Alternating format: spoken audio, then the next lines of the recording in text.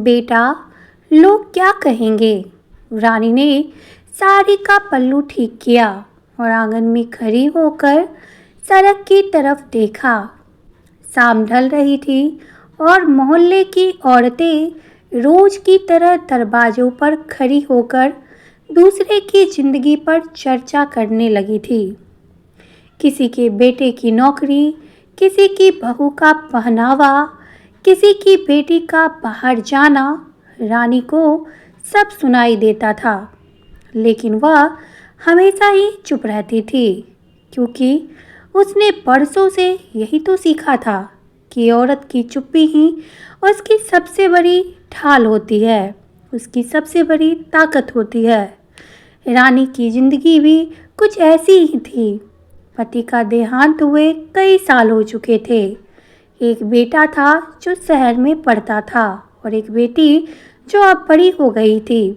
रानी हर दिन खुद से लड़ती थी कि अपने बच्चे के लिए क्या सही है और समाज क्या कहेगा, क्योंकि जब भी वो कोई फैसला लेने की सोचती, उसके कानों में एक ही आवाज़ तो गूंजती, बेटा, लोग क्या कहेंगे। जब बेटी ने कॉलेज जाने की बात की तो रिश्तेदारों ने कहा, शहर बहुत दूर है, अकेली लड़की ठीक नहीं। रानी का मन बेटी के सपनों के साथ था, लेकिन जुबान समाज के डर से लड़खड़ा गई। उसने बेटी से कहा, अभी रुक जाओ।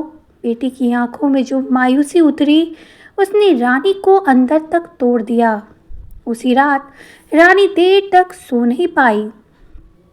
उसे अपना बचपन याद आया, जब उसके सपनों को भी इसी एक लाइन ने दबा दिया था। वक्त धीरे धीरे बीतता गया और बेटे की पढ़ाई पूरी हो गई। वह नौकरी करके शहर में बसना चाहता था। रानी ने हाँ कह दी, क्योंकि बेटे के फैसले पर समाज सवाल जो नहीं करता। लेकिन बेटी जब दोबारा अपने सपनों की बात लेकर आई तो घर में तूफान खड़ा हो गया। मौसी, चाची, पड़ोसन सब एक सुर में बोली कि ज़्यादा पढ़ लिख कर लड़कियां बिगड़ जाती हैं, शादी में और भी दिक्कतें आती है। रानी सब सुनती रही और हर बात पे मुस्कुराती रही, लेकिन भीतर कहीं कुछ टूटता रहा। उसी दौरान एक रिश्ता आया, लड़की से उम्र में बड़ा लड़का। काम तो ठीक ठाक था, परिवार वालों को रिश्ता पसंद था। रानी की बेटी ने वो रिश्ता साफ मना कर दिया। उसने कहा, माँ, मैं पढ़ना चाहती हूँ, अपने पैरों पर खड़ा होना चाहती हूँ। रानी ने पहली बार देखा कि उसकी बेटी की आंखों में डर बिल्कुल नहीं था, बल्कि भरोसा था, भरोसा अपनी माँ पर। उस रात रानी ने खुद से एक सवाल किया कि क्या वह सच में माँ है या सिर्फ समाज की रखवाली करने वाली एक कठपुतली। अगले दिन ही जब रिश्तेदार आए तो फिर वही सवाल उठा कि लड़की को ज़्यादा आज़ादी दोगी तो लोग क्या कहेंगे। तो रानी ने पहली बार सिर उठाकर जवाब दिया कि लोग तो तब भी कहेंगे जब लड़की खुश होगी, और तब भी कहेंगे जब लड़की रोएगी। फ़र्क सिर्फ इतना है कि मुझे अपनी बेटी की आंखों में आंसू नहीं देखने। उस दिन मोहल्ले में बहुत सारी बातें बनी। किसी ने कहा रानी बिगड़ गई है, किसी ने कहा विधवा होकर ज़्यादा बोलने लगी है, लेकिन रानी ने पहली बार खुद को हल्का महसूस किया। बेटी कॉलेज गई, चुनौतियाँ आई, ताने मिले। बेटे ने भी एक दिन फ़ोन पर कहा, माँ, लोग क्या कह रहे हैं। इस बात पर रानी ने शांति से कहा, बेटा, लोग आज कह रहे हैं, कल भूल जाएंगे, लेकिन अगर मैं आज डर गई तो उम्र भर खुद को कभी माफ़ नहीं कर पाऊंगी। वक्त ने धीरे से करवट ली। बेटी ने पढ़ाई पूरी की, नौकरी पाई, खुद पर भरोसा करना सीखा।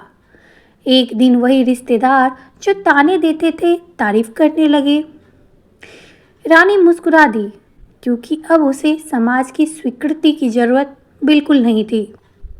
उसे सिर्फ इतना पता था कि उसने लोग क्या कहेंगे के ऊपर उठकर मेरे बच्चे क्या महसूस करेंगे उसको चुना था।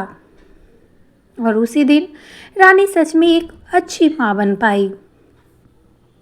रानी को लगा था कि उसने जो फैसला लिया है वही आखिरी लड़ाई थी उसकी, लेकिन असल में वो तो शुरुआत थी। बेटी की नौकरी लगने के बाद घर का माहौल बदला जरूर था, पर समाज की नज़रें और पैनी हो गई थी। अब बातें होने लगी कि लड़की ज़्यादा कमाने लगी है तो माँ के हाथ से निकल ही जाएगी। रानी यह सब सुनकर भी अनसुना करती रही, क्योंकि उसने सीख लिया था कि हर बात का जवाब देना जरूरी नहीं होता। कुछ जवाब जिंदगी खुद समय पर दे देती है। बेटी अब आत्मविश्वास से भरी थी। सुबह जल्दी निकलती, रात को थकी हुई लौटती, लेकिन चेहरे पर एक संतोष रहता। रानी हर रात उसके माथे पर हाथ रखकर भगवान को धन्यवाद देती कि उसने डर के आगे घुटने नहीं टेके। उसी बीच बेटे की शादी की बात चलने लगी। लड़का शहर में था, उसकी सोच भी शहर जैसी हो गई थी। वह चाहता था कि उसकी पत्नी भी उतनी ही पढ़ी लिखी हो, वो भी काम करे। रानी को यह सुनकर खुशी हुई, लेकिन वही रिश्तेदार को फिर एक मौका मिल गया बोलने का। कहा गया कि रानी ने बच्चे को सिर पर चढ़ा कर रखा है, बहू आई तो घर नहीं संभालेगी। रानी ने शांति से कहा कि घर सिर्फ औरत के त्याग से नहीं, उसकी समझ से चलता है। बेटे की शादी हुई, बहू आई, पढ़ी लिखी आत्मसम्मान वाली लड़की। शुरू में छोटे छोटे टकराव हुए, लेकिन पुरानी सोच और नई सोच का मिलना आसान नहीं होता। लेकिन रानी ने कभी भी बहू पर अपनी सोच बिल्कुल नहीं थोपी। वह जानती थी कि दबाव से रिश्ते नहीं निभते। समय के साथ बहू भी धीरे धीरे सब समझने लगी कि यह सास अलग है। यहाँ हर बात पर ताना नहीं, हर गलती पर सजा नहीं। बेटी जब कभी घर आती तो दोनों औरतें देर तक बातें करती, अपने सपनों, अपने डर, अपने अनुभव दोनों ही साझा करती। रानी उन्हें देखती और मन ही मन सोचती कि काश किसी ने उसे भी कभी ऐसे सुना होता। मोहल्ले में अब नई बातें होने लगी कि वही औरत जो कभी ताना देती थी अब अपने बच्चों की मिसाल रानी के घर से देने लगी थी। लेकिन हर कहानी में एक नया मोड़ तो आता ही है। बेटी ने एक दिन माँ से कहा कि वह शादी से पहले अपने पैरों पर और मजबूत होना चाहती है। रिश्ते आए तो अपनी शर्तों पर। यह सुनकर रानी के दिल में एक पुराना डर जागा। वही सवाल फिर खड़ा हो गया कि लोग क्या कहेंगे। समाज की उम्र, रिश्तों की समय सीमा, सब कुछ जैसे एक साथ सामने आ गया। उस रात रानी बहुत देर तक बैठी रही। उसने खुद से पूछा कि क्या वह फिर वही गलती दोहराने जा रही है। सुबह उसने बेटी से कहा कि जिंदगी तुम्हारी है तो फैसला भी तुम्हारा होना चाहिए। मैं तुम्हारे साथ हमेशा रहूँगी, चाहे लोग कुछ भी कहे। अब बेटी की आंखों में जो चमक आई उसने रानी को फिर से यकीन दिलाया कि उसने सही रास्ता चुना है। समय धीरे धीरे बीतता गया। बेटी ने अपने लिए साथी चुना, एक ऐसा इंसान जो उसके काम, उसके सपनों और उसकी आज़ादी का सम्मान करता था। समाज ने फिर बातें बनाई कि बिना ज़्यादा दहेज के शादी, लड़की की पसंद, सब कुछ लोगों के लिए मसाला था। लेकिन इस बार रानी अकेली नहीं थी, उसके बेटे और बहू भी उसके साथ खड़े थे।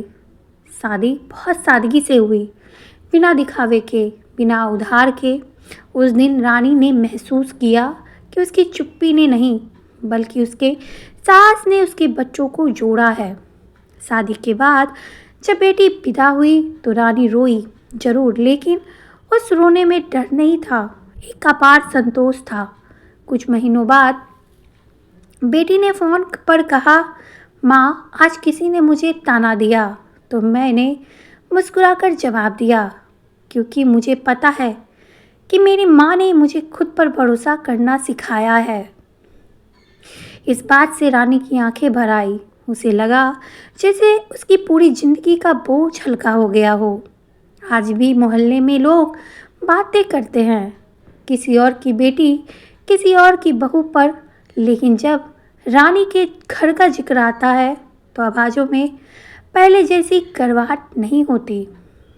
अब वहाँ एक सवाल कम और एक सीख ज़्यादा होती है कि शायद हर माँ को एक बार लोग क्या कहेंगे से ऊपर उठकर सोचना चाहिए कि उसका बच्चा क्या महसूस करेगा।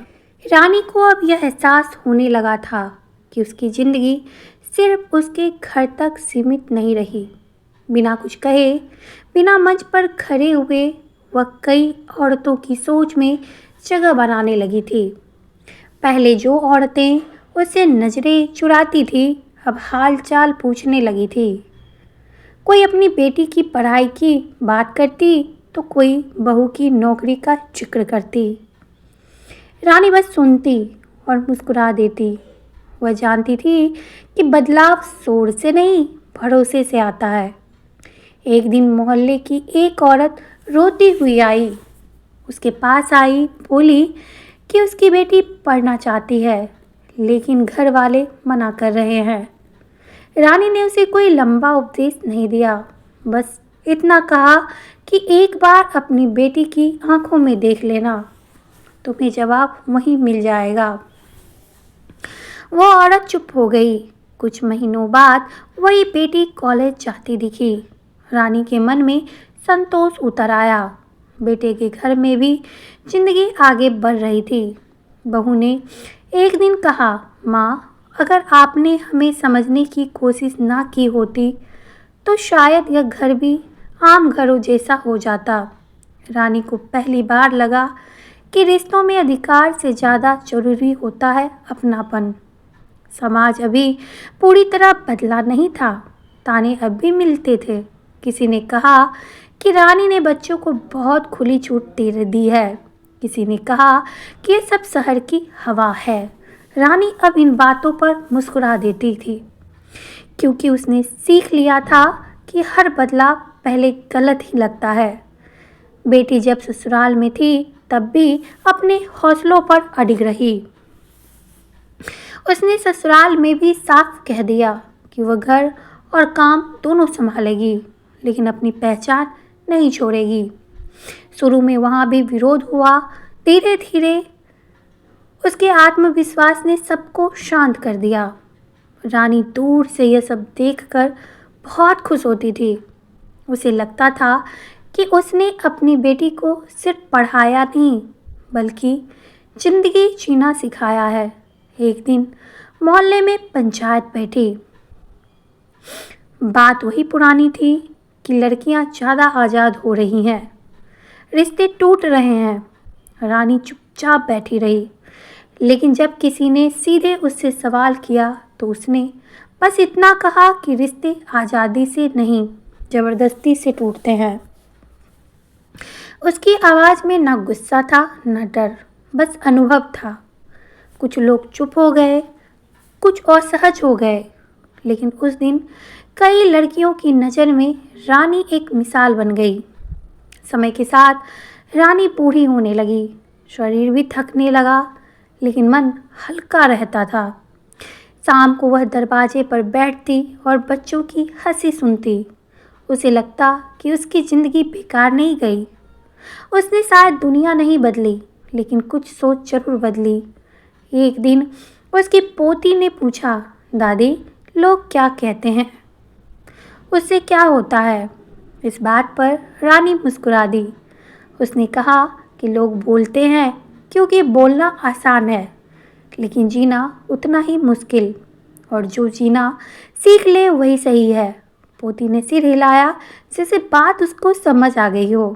रानी ने आसमान की तरफ देखा और मन ही मन सोचा कि शायद यही उसकी सबसे बड़ी जीत है। बिना शोर के, बिना तख्तियों के, बस अपने बच्चों को डर से आज़ाद करना। रानी को अब ज़्यादा कुछ साबित करने की चाह नहीं रह गई थी। उम्र के साथ शरीर ने जवाब देना शुरू कर दिया था, लेकिन मन पहले से कहीं ज़्यादा शांत था। सुबह की धूप में बैठकर वह अक्सर पुरानी बातें सोचती, कैसे एक वाक्य ने उसकी पूरी जिंदगी की दिशा बदल दी थी और कैसे उसी वाक्य ने उसने लड़ना सिखाया। बेटा बहू अपने काम में व्यस्त रहते, लेकिन हर छोटे बड़े फैसले में रानी की राय पूछना नहीं भूलते। बेटी भी फ़ोन पर रोज़ बात करती, कभी अपने ऑफिस की बातें तो कभी ससुराल के अनुभव। रानी सब सुनती और सब महसूस करती कि उसके बच्चों को अब किसी की मंजूरी की ज़रूरत नहीं। एक दिन रानी बीमार पड़ी तो पूरा घर जैसे थम गया। वही बहू जिसे कभी लोग कह रहे थे कि घर नहीं संभालेगी, वही रात भर उसके सिरहाने बैठी रही। बेटी दूर से भागती हुई आई और माँ के हाथ पकड़कर देर तक रोती रही। रानी ने पहली बार महसूस किया कि रिश्ते समाज की बातों से नहीं, साथ खड़े होने से बनते हैं। कुछ दिनों के बाद जब रानी ठीक हुई तो मोहल्ले की कई औरतें मिलने आई। कोई इसके पैर छू रही थी तो कोई आशीर्वाद मांग रही थी। वही लोग जो कभी कहते थे कि रानी बच्चे को बिगाड़ रही है, आज उसकी मिसाल दे रहे थे। रानी ने किसी को कुछ नहीं कहा, क्योंकि उसे पता था कि बदलाव दिखावे से नहीं, अनुभव से आता है। एक शाम पोती उसके पास बैठी और बोली, दादी, जब मैं बड़ी होंगी तो क्या लोग मुझे भी रोकेंगे? रानी ने उसके बाल सहलाए और कहा, कोशिश करेंगे, लेकिन तब तुम्हें डरना नहीं है। पोती ने मासूमियत से पूछा, अगर डर लगे तो? रानी इस बात से मुस्कुरा दी और बोली, तब अपनी माँ की तरफ देखना और याद रखना कि उसने कैसा रास्ता बनाया था। रानी की आंखें भर आई, लेकिन यह आंसू कमजोरी के नहीं थे, यह उस सफ़र के थे जो डर से शुरू होकर भरोसे पर खत्म हुआ। कुछ समय बाद रानी की तबीयत फिर बिगड़ी। अस्पताल की सफ़ेद दीवारों के बीच लेटी रानी को अपनी ज़िंदगी किसी कहानी जैसी लग रही थी। उसने बच्चों को पास बुलाया, बस इतना कहा कि मैंने जो किया सही था या नहीं, ये मत सोचना, बस इतना देखना कि तुम खुश हो या नहीं, यही मेरा जवाब है। उस रात रानी सो गई हमेशा के लिए। मोहल्ले में फिर बातें हुई, लेकिन इस बार लहजा बदला हुआ था। लोग कह रहे थे कि रानी जैसी माँ हर घर में होनी चाहिए। उसके जाने के बाद भी उसका असर जिंदा रहा। उसकी बेटी अपनी बेटी को वही हिम्मत देती थी। उसकी बहू दूसरे बहुओं का साथ देती है और हर बार जब कोई माँ डर के साथ कहती है, बेटा लोग क्या कहेंगे, कहीं ना कहीं रानी की सीख उसके सामने खड़ी हो जाती है कि लोग तो कहते रहेंगे। सवाल सिर्फ इतना है कि जब सब चुप हो जाएंगे तब तुम्हारा बच्चा तुम्हें किस नज़र से देखेगा।